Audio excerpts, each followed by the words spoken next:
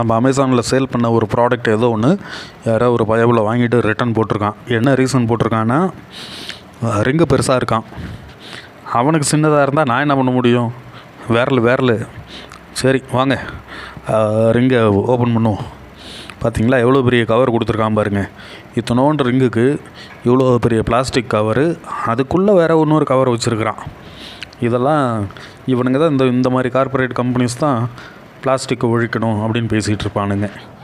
வாயிலே வடை சுடுறது மட்டும்தான். ஆனால் பிளாஸ்டிக் கம்பெனி நடத்துகிறவனுங்க எல்லாம் இவனுங்க தான். இத்தனை கவர் போட்டு இதெல்லாம் என்ன மறுபடியும் நான் என்ன பண்ணுறது? குப்பைக்கு தான் போகும்.